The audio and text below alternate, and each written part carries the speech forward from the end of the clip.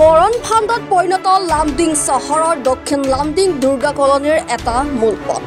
লামডিঙৰ 13 নং ৱাৰ্ড পথটোৱে এতিয়া জলাকলা খুৱাইছে সাধাৰণ জনতাক। বহুদিন ধৰি মেৰামতি নকৰাৰ ফলত মৰণ ফাণ্ডত পৰিণত হৈছে পথছোৱা। এজাক বৰষুণ দিলেই নদীলৈ পৰিৱৰ্তন হয় পথছোৱা। ফলত ঘৰতে আবদ্ধ হৈ থাকিব লগা হৈছে স্থানীয় লোক। বহুবাৰ ৱাৰ্ড মেম্বাৰৰ লগত স্থানীয় বিধায়কক অভিযোগ কৰাৰ পিছতো কোনো সুফল নিদিয়াৰ অভিযোগ স্থানীয় ৰাইজৰ। দক্ষিণ লামডিং দুর্গা কলোনি 13 নম্বর ওয়ার্ড। এই জায়গাটা বানাইছিল স্বপনশীলে বানাইয়া গেছিল ইটের রাস্তাটা। তারপরে থেকে আর এই রাস্তাটা বানাই নাই। বহুতবার আমরা এখান থেকে স্যারেরও ডাইকা আনছিলাম, আইনা দেখাইছিলাম। এমএলএ স্যারের ডাইকা আইনা মাঠে আইছিল যখন শিবু মিশ্র স্যার। তারপরে ডাইকা আইনা দেখানির পরেও দেখি এখনও রাস্তাটা বানাচ্ছি।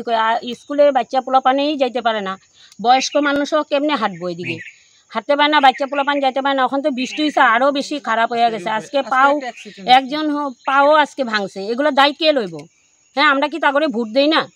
আমগো এই রাস্তাটা তো খেয়ালই করে না। সব রাস্তা তাও ব্লক ইট সলক ইট দিয়া দিছে, কিন্তু আমাকে তো এই রাস্তাটা একদম দেখেই না। হ্যাঁ জানাইছি, এমএলএও জানাইছি, তারপরে দরখাস্ত দিছি, কাগজও আছে। এই যে এমএলএ স্যারের দরখাস্ত দিয়েছিলাম আমরা 2019-এ, কিন্তু উনি তো কোনো এটার প্রতিবাদেই করে নাই, কোনো কিছু না। এই যে কাগজ আছে প্রমাণ। আর 19-এ জানাইছি, এখন 25 চলতেছে, যে মানুষের সিগনেচারও আছে। আর এখানে অপঙ্গ এখানে রবিঘোষ ডাক্তারও থাকে। তারপরেও তো এখানে সবাই তো মোটামুটি মানুষ আছে, কিন্তু একজন মানুষও যে ভালো করে যায় যে কইয়া যে রাস্তাটা একটা সুবিধা করে দিব, এটারও মানুষ নেই।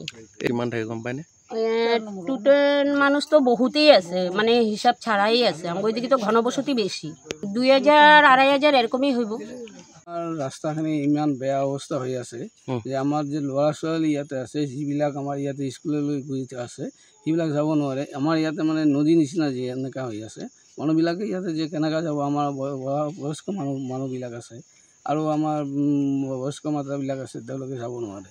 স্কুলত যাবলৈ বৰষুণ পৰিলে তেওঁলোকে খোজকাঢ়ি যাবলৈ অসুবিধা হয়।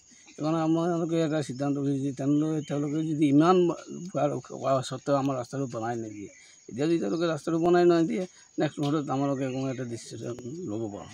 কৰিছিলে নেকি? আমালোকে আৱদ্ধ কৰিছিলে, কাগজে দিছিলে, কিন্তু আমালোকে এতিয়ালৈকে একো পোৱা নাই। আমাৰ ৱাৰ্ড কমিশ্যনাৰ আহিছিলে, এমএলএ ছাৰেও আহি গৈ গৈছিলে। আমাৰ গাঁৱৰ কমিটিও দিছে, আমাৰ পিছফালে যে ইছে আছে, নবৌ আছে, তেখেতেও জানে, চবেই জানে, অৱগত আছে। কিন্তু তাৰপিছত আমাৰ ৰাস্তাটো একো হোৱা নাই। এইটো মোৰ মানে এটা বিনীত অনুৰোধ হ'ল যে আমাৰ এমএলএ ছাহেব আহি মানে ৰাস্তাটো দেখিব লাগে, যে মানে আমাৰ ইয়াতে যে মানুহ আছে না গৰু আছে, তেখেতে এইটো মানে বুজি নাপায়। আৰু ছাৰ আহিছিলে, আহিও তেওঁলোকে একো নকৰিলে। তো এইটো মানে আমাৰ ৰাস্তাটো বনাই দিলে মানে আমাৰ ভাল হয়। মানে আমাৰ মানে ইমান যাতায়াতৰ কষ্ট হৈছে। তাৰপিছতে আমাৰ ইয়াতে এটা অটো যাবলৈ অৱস্থা হয়। যেতিয়া আমাৰ এটা কোনো মানুহ মানে অসুস্থ হয় বা প্ৰেগনেণ্ট হয়, তেনেহ'লে মই তাক এই ৰাস্তাটো কেনেকৈ লৈ যাম? স্কুলৰ ল'ৰা ছোৱালী বহুত কষ্ট হয়। আজি শুনাবলৈ এটা মানুহ ভৰিখন ভাঙিছে বোলে। লামডিঙৰ পৰা অভিষেক চৰকাৰৰ ৰিপৰ্ট, এনি ভাৰত 24।